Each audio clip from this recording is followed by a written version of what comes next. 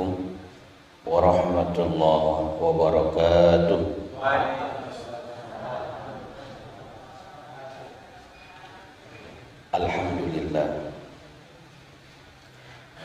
Alhamdulillahilladzi adada khalqi wa ridha nafsi wa zinata arsyihi wa midada kalimati. Assalatu wassalamu ala asyrafil anbiya'i wal mursalin wa ala alihi wa sahbihi wa man tabi'a hudahu bi ihsanin ila yaumiddin, amma ba'd. Ma'asyiral muslimin, jamaah salat subuh Masjid Bin Rabah, insyaallah diberkahi dan dirahmati Allah Subhanahu wa taala. Tidak terasa bulan suci Ramadan sudah memasuki hari ke-6, ke-7, ke-8. Sengaja disalahin pada ngantuk atau enggak ini? Hari ke-8. Ada yang mungkin sudah mulai menabung amal-amal ibadah yang didawamkan dalam tiap harinya. Ada beberapa sahabat Rasulullah dalam bulan suci Ramadan ini bisa menghatamkan Al-Quran kurang lebih 60 kali.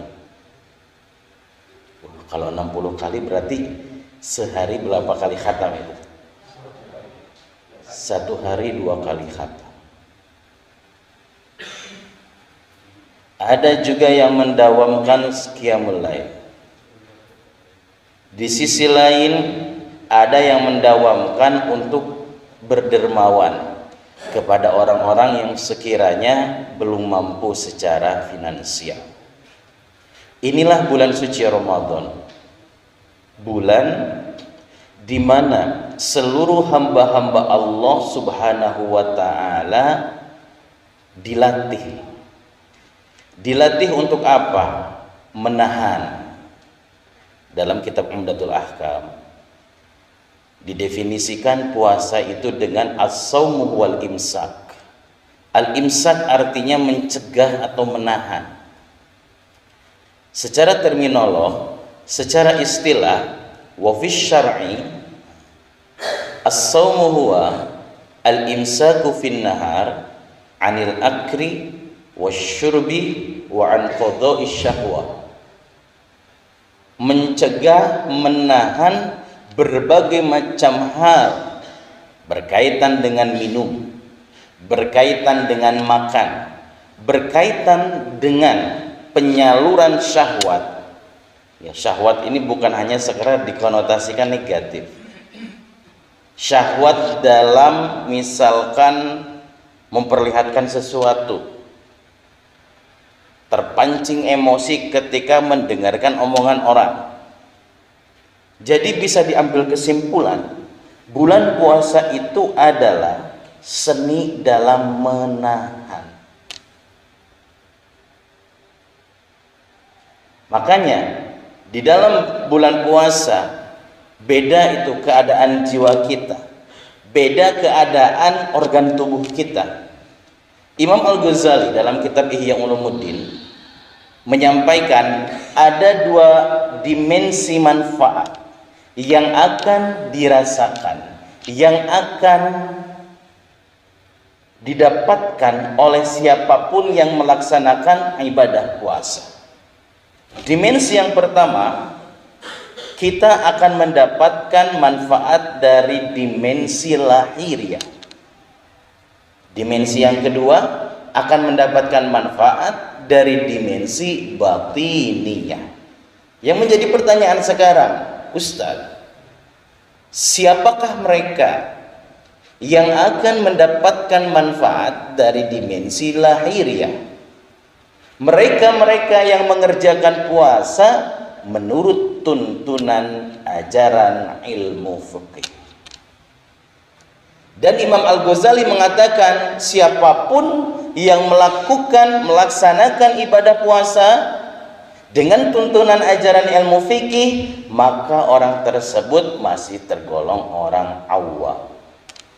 Namun meskipun dikategorikan orang awam, manfaat dari sisi lahiriah ini sangatlah besar dan sangatlah luar biasa. Coba kita tinjau dari sudut kesehatan. Dr. Prabowo Suseno, seorang ahli kesehatan Universitas Gadjah Mada, mengemukakan orang yang sedang melakukan ibadah puasa akan ada pemberhentian ya, organ tubuh yang biasanya terus mencerna makanan yang masuk ke dalam tubuh kita, sehingga yang biasanya manusia itu mendapatkan energi dari asupan makanan. Siapa yang mungkin anak-anak ya pagi-pagi makan bubur gitu ya, makan pisang goreng, makan bakwan, makan mendoannya. Makanan-makanan asupan yang masuk ke dalam tubuh itu akan dicerna oleh organ tubuh kita. Pencernaan makanan yang masuk ke dalam tubuh berubah zat menjadi zat glukosa. Zat glukosa inilah yang akan menyalurkan energi ke dalam tubuh kita sehingga tubuh kita mampu melakukan kegiatan-kegiatan pada hari-hari tertentu. Namun bedanya, ketika sedang berpuasa, zat glukosa ini berubah. Dari mana tubuh mendapatkan energi? Padahal tubuh kita tidak dimasuki asupan. Maka tubuh kita akan mengambil energi dari sebuah zat yang disebut zat keton. Zat keton ini bersembunyi di antara lemak tubuh dan bersembunyi di antara daging-daging yang ada di dalam tubuh kita. Maka proses perubahan, penyaringan, pengambilan energi tenaga dalam tubuh dari glukosa ke keton disebut ketogenesis. Manfaatnya apa? Ketika ketogenesis ini diambil dan dirubah menjadi tenaga,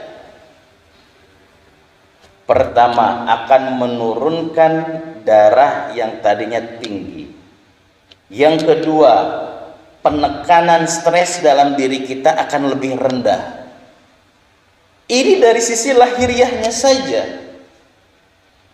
Subhanallah, Allah merancang puasa dengan sederet benefitnya, dengan sederet manfaatnya. Barang siapa yang melakukan puasa dengan memahami ilmunya, dengan memahami pengetahuannya, meskipun kategori puasanya masih awam, hanya sekedar mengikuti anjuran ilmu fikih, tapi manfaat yang Allah berikan melebihi daripada apa yang disebutkan. Itu dari tinjauan ahli kesehatan. Kalau seorang binaragawan gitu ya, Adera itu mengatakan, meskipun beliau non muslim, ada sebuah metode kata beliau itu, jika ingin sehat katanya ada bahasanya itu intermediate fasting. Itu tinjauannya beliau. Kenapa tubuh itu tidak sehat? Karena tubuh ini mendapatkan asupan makanan di waktu yang tidak stabil, di waktu yang tidak terkontrol, di waktu yang tidak teratur dan tertib. 6:30 udah sarapan, ya kan? 8:30 ada teman gitu ya, nawarin maklor gitu. Nawarin apa? Dimakan lagi. Jam 11 ada minuman gitu ya, apalagi mohon maaf ya, minuman-minuman yang siap saji kemasan itu zat gulanya luar biasa itu. Minum lagi, siang katanya makan siang lagi. Itu kan tidak teratur. Dalam tinjauan seorang binaragawan, kalau mau sehat itu pakai pola intermediate fasting. Intermediate fasting itu apa? Mengatur pola di mana asupan makanan masuk ke dalam tubuh. Ada pola 6, ada pola 8, ada pola 12. Jadi kalau kita sudah makan jam 7, nanti makan lagi itu 6 jam. Tetapi intermediate fasting ini puasa basah. Dalam kurun waktu 6 jam itu, gak apa-apa minum, tapi jangan yang mengandung gula, jangan yang mengandung apa-apa. Air putih boleh. Ustadz kalau mau teh ya boleh, jangan pakai gula. Ustadz kopi boleh, boleh, yang penting jangan pakai gula. Jam 7 makan, jam 8, 9, 10, 11, 12, jam 1 baru makan lagi. Setelah itu intermediate fasting lagi, 2, 3, 4, 5, 6, 7 baru makan lagi. Semakin tinggi rentangan waktu yang kita gunakan, makin tinggi juga keterbaikan metabolisme tubuh yang ada di dalam diri.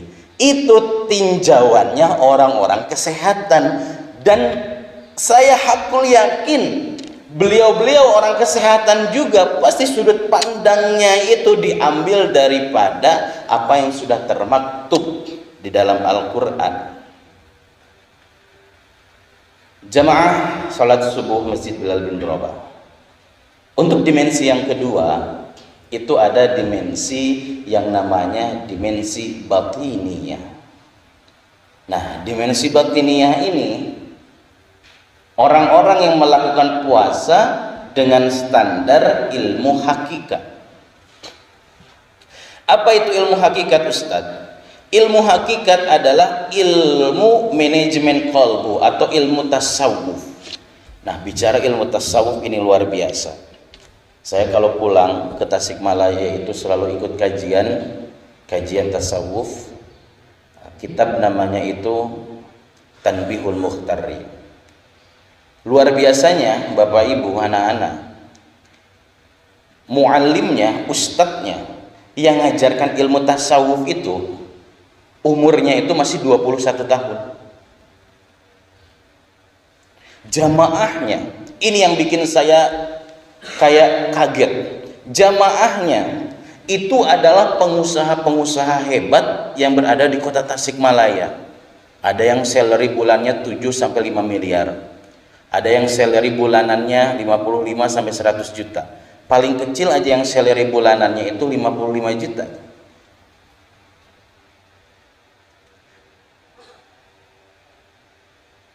Orang umuran 21 tahun sudah mengajarkan ilmu tasawuf, sudah mengajarkan ilmu manajemen kolbu, ilmu manajemen hati kepada masyarakat yang umurnya sudah 40 tahun, yang umurnya sudah 30 tahun, yang umurnya sudah 50 tahun.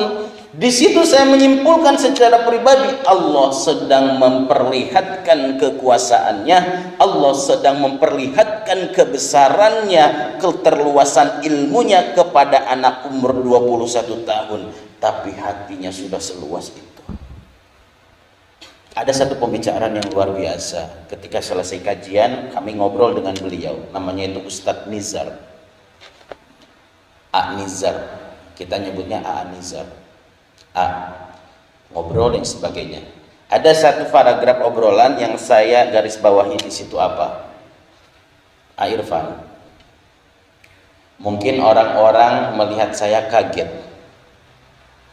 Ibarat istilah bahasa Inggris from zero to hero.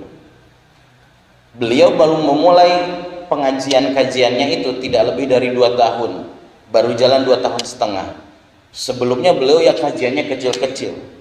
Jadi kajiannya mulai membesar itu 2 tahun kebelakangan. Rumahnya mewah.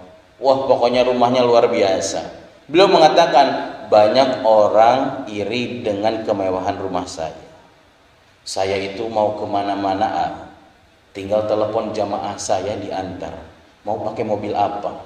Pajero, Alphard, CR-V, Xenia, Avanza, pasti langsung datang ke rumah saya. Tapi satu hal yang harus digarisbawahi oleh jamaah saya, harta yang saya miliki sekali-kali tidak akan pernah saya warisi kepada anak cucu saya. Saya hanya akan mewarisi harta-harta saya kepada siapapun mereka yang akan melanjutkan estafet dakwah saya. Satu hal yang akan saya wariskan kepada anak cucu saya hanyalah ilmu. Ini yang ngomong anak 21 tahun, Pak. Dalam standar pemikirannya anak 21 sampai 25 tahun, dikatakan para ahli self development itu masa-masa quarter life crisis, masa-masa pencarian jati diri. Ini ada anak 21 tahun nggak silau dengan harta, nggak silau dengan kemewahan. Bagi saya, ketika menemukan orang seperti itu, ada sesuatu hebat di balik dia. Ada hati yang besar di dalam dirinya. Ada pertarungan luar biasa yang sudah dirasakan oleh personal ini, sehingga dia sudah selesai dengan kegemerlapan yang ada di dunia ini. Subhanallah. Sampai-sampai ini sangat relate ya, sangat cocok dengan apa yang saya rasakan. Beliau mengatakan seperti ini. Dalam kitab Tanbih Mukhtarin dikatakan, tidak pantas hukumnya seorang ulama disebut ulama jika ketika ia mendapatkan rezeki, ketika ia mendapatkan kenikmatan, jamaahnya masih merasa sengsara di luaran sana. Mereka adalah mukhtarin, orang-orang yang tertipu dengan nama ulama, orang-orang yang tertipu dengan nama-nama ustadz, orang-orang yang tertipu dengan klaim-klaim yang melekat kepada dirinya dengan status pemuka agama. Ketampar Pak itu. Omongan seperti itu kan dihasilkan dari manajemen kolbu yang luar biasa. Inilah dimensi batinia yang akan didapatkan bagi siapapun yang melaksanakan puasa di bulan Ramadan, lantas ia terus berusaha bertarung dengan dirinya untuk mengalahkan nafsunya. Maka ulama mengatakan jihad yang sesungguhnya itu bukan jihad di medan perperangan. Fa inna asyaddal jihad jihadul hawa. Jihad yang sesungguhnya adalah jihad dalam melawan hawa nafsu. Dan di bulan suci Ramadan inilah momentum yang pas yang bisa kita lakukan, yang bisa terus kita latih dalam rangka terus memperbaiki diri, melatih dari sisi batiniah kita. Ada seorang ahli psikolog, namanya itu Dr. Bagus Riono. Beliau menyebutkan bahwa dengan berpuasa manusia akan dilatih yang namanya itu delay gratification. Apa itu delay gratification? Menunda pemuasan. Coba, biasanya pemuasan-pemuasan ini akan berkecambuk dalam diri ketika kita sedang mau beli takjil gitu ya. Misalkan ke Aji Barang gitu ya, ke Cilongok tuh. Kita bawa duit 200.000 tuh. Lihat di situ ada dawet, wah, ketoknya kepenak dawet, beli dawet. Lihat lagi di sana ada mendoan, aduh kayaknya enak nih, beli mendoan. Karena ada uang di tangan gitu kan. Biasanya kan nafsu kita tidak dikontrol, betul atau betul? Ada tidak jamaah, Bapak Ibu atau anak-anak santri Al-Mumtazah yang Ustadz banggakan? Satu momen, satu hari ya, dalam 8 hari puasa ini, ketika buka, aduh kekenyangan banget gitu. Sehingga ketika mau tarawih, rasanya berat banget mau tarawih. Pernah merasakan itu? Itu kan pemuasan. Memuaskan diri dari sudut pandang makanan yang akan kita masukkan ke dalam mulut. Nah inilah yang disebut delay gratification. Bukan hanya sekedar pemuasan dalam sisi makan dan minum, tapi pemuasan dari sudut pandang hati, pikiran, perkataan, perbuatan. Maka siapa yang melaksanakan puasa dan mendapatkan manfaat, dari sisi lahiriah, maka itu dikatakan oleh Imam Al-Ghazali termasuk dua golongan pertama dalam tingkatan orang berpuasa, shaumul umum wa shaumul khawas. Dan barang siapa yang melaksanakan puasa dan mendapatkan manfaat dari dimensi batiniyah, itulah mereka yang dikategorikan puasa di tingkatan tertinggi, yaitu puasa atau shaumu khawasil khawas. Imam Al-Ghazali dalam kitab Ihya Ulumuddin mengatakan, i'lam anna shauma thalatha darajat, shaumul umum, shaumul khawas, wa shaumu khawasil khawas. Saum umum atau saum orang awam adalah saum yang dilakukan dengan cara menjaga dahaga, menjaga lapar dan syahwat. Hanya 3 itu kategorinya. Wasaumul khawas, setelah dia lakukan menjaga 3 ini, ditingkatkan lagi tuh dalam tingkatan yang kedua, menjaga tangan, menjaga mata, menjaga kaki, dan menjaga seluruh waqafatis sairil jawarih minal atham, dan seluruh anggota tubuh dari melakukan sesuatu yang tidak baik. Nah, ini kalau dalam tinjauan menjaga mata, saya dapat ini ketika ngobrol dengan teman-teman BNPT ya, BNN, Badan Narkotika Nasional. Pak Ustadz, sekarang itu ada narkoba terbaru gitu. Ada narkotika baru. Loh, apa Pak? Saya bilang, narkolama. Loh, apa itu narkolama? Nah, Pak Ustadz belum tahu narkolama. Narkolama itu sama seperti narkoba dan narkotika. Narkolama itu narkotika lewat mata. Maksudnya HP Pak Ustadz. Oh, nah, coba Pak Ustadz pikirkan. Narkoba itu kan ketika orang mengkonsumsi gitu ya, apa yang dirasakan oleh orang tersebut? Ketagihan kan? Pengen mengkonsumsi obat-obatan tersebut kembali. Coba Pak Ustadz pikirkan, sekarang orang-orang ketika keluar rumah, mana yang lebih disesali? Ketinggalan Al-Qur'annya di rumah atau ketinggalan HP-nya?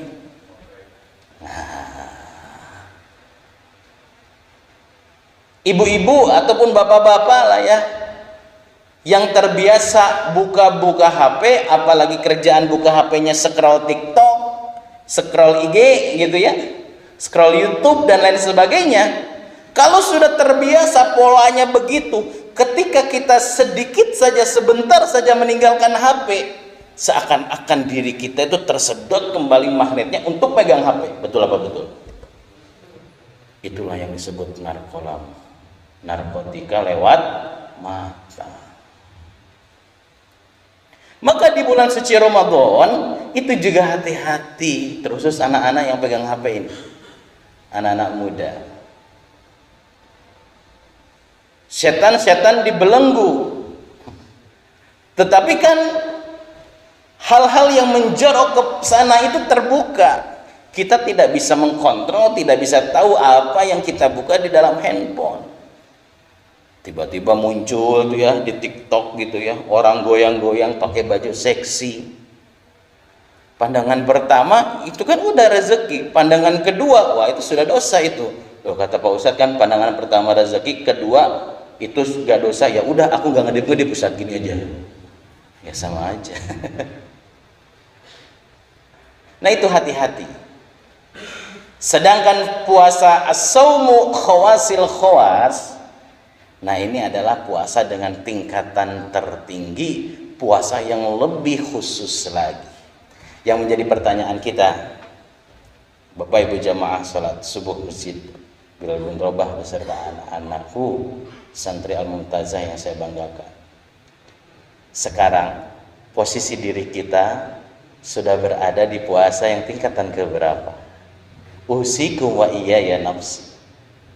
Sebetulnya kami berbicara seperti ini menampar diri sendiri.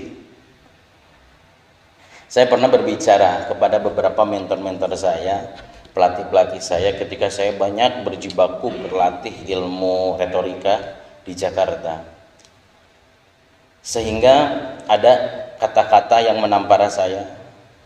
Ketika itu dibilang seperti ini, Irfan, jika kamu ke depan kelak sudah menjadi ahli retorik yang baik, seorang pembicara yang baik, seorang motivator yang baik, ingat satu hal, seorang motivator itu terkadang terpeleset ketika sudah berada di puncak karirnya. Kenapa?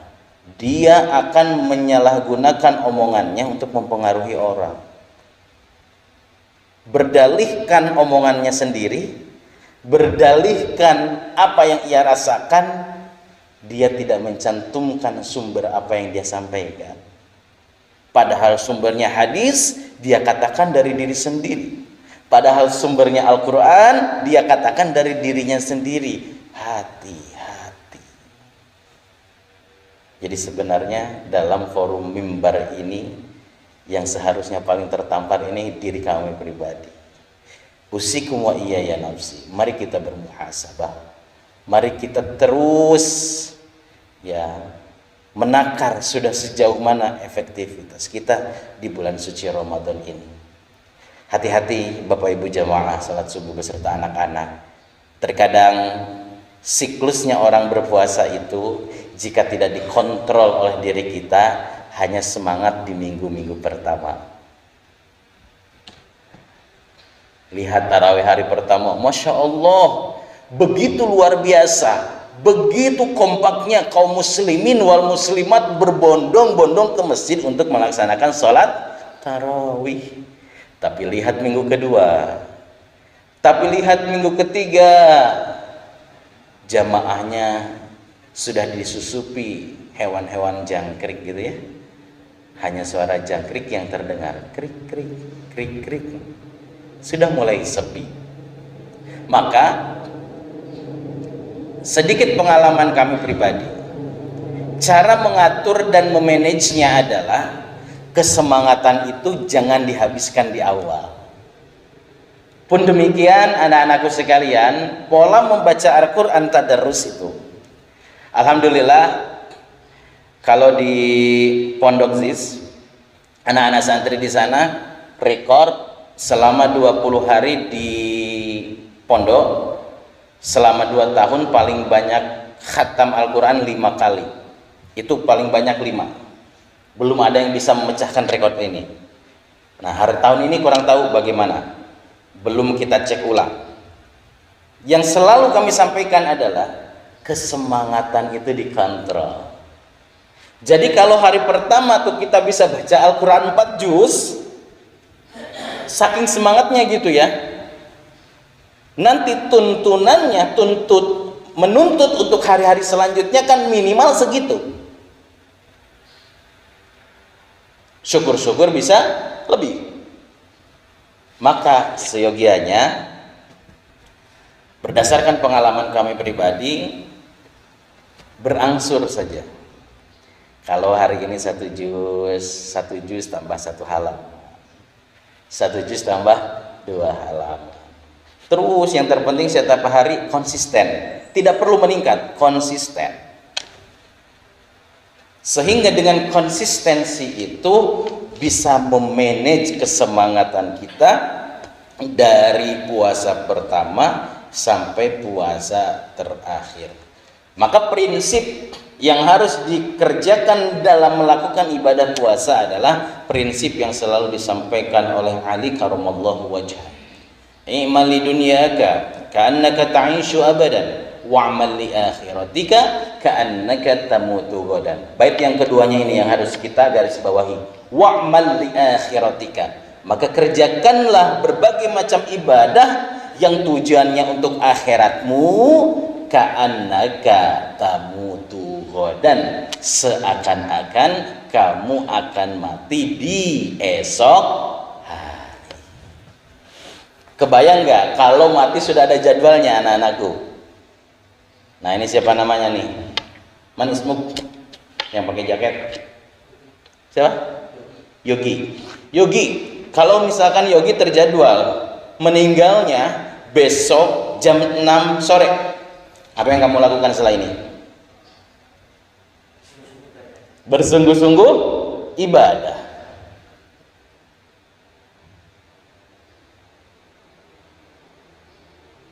Kalaulah kematian itu setiap manusia sudah dijadwal, maka surga penuh nanti. Lihat orang-orang yang dieksekusi mati itu gara-gara narkoba dan lain sebagainya. Dijadwalkan dieksekusi matinya tanggal sekian, jam sekian di Nusa Kambangan. Apa yang dia lakukan di sel tahanan? Baca Quran. Apa yang dilakukan di tahanan? Mendekatkan diri kepada Allah. Tapi kenapa manusia baru mulai aktif seperti itu tatkala secara jumlah umur sudah mulai banyak? Kenapa pemikiran-pemikiran itu kita tidak tarik ke usia muda? Banyak logika-logika yang terbalik, salah kaprah yang dirasakan atau beredar di kalangan masyarakat secara umum. Contoh, ketika orang setelah menikah, yang pertama kali pasti direncanakan untuk bisa memiliki apapun setelah menikah, pasti kalau tidak rumah, kendaraan. Betul apa betul? Kenapa niatan haji, kenapa niatan umroh terfikir ketika kepala 4? Bahkan ketika kepala 5. Kenapa logika berpikir itu tidak kita balik? Oke lah, awal nikah nggak apa-apa, ngontrak dulu di mana dulu, ngumpulkan uang dulu. Kenapa yang tidak kita targetkan itu ngumpulkan uang dulu untuk umroh dan juga haji? Setelah nyampe ke Baitullah, kita merengeklah di depan Ka'bah, minta kepada Allah apa yang kita inginkan di dunia ini. Kenapa ketika umur kita sudah tinggi, sudah sepuh, baru kepikiran pengen haji? Banyak kita tersandera oleh logika-logika liberal, oleh logika-logika orang yang sangat dan hanya memikirkan ketergelimangan yang ada di dunia ini. Meskipun guru kami pernah mengatakan, Profesor Dr. Hamid Fahmi Zarkasi pernah mengatakan, jadi manusia itu harus jadi 2 karakter aja. Kalau enggak kamu menjadi ahli ilmu beneran, sampai kamu mendapatkan titel ilmu tertinggi, kalau enggak golek duit tenanan. Tetapi setelah kamu dapat uang beneran, gunakan uang itu sebagai alat untuk beramal soleh. Hebat itu. Itu kata-kata yang tidak pernah kami lupa. Maka untuk yang terakhir, jamaah salat subuh Masjid Bilal bin Rabah serta anak-anak santri Al-Mumtazah yang kami banggakan, di hari ke-8 puasa ini, mari kita terus berintrospeksi diri kepada diri kita, terus bermuhasabah setiap malamnya. Apakah di 8 hari ini kita sudah betul-betul maksimal dalam melaksanakan berbagai macam rentetan ibadah yang pada akhirnya kita akan dekat dengan Allah Subhanahu wa taala.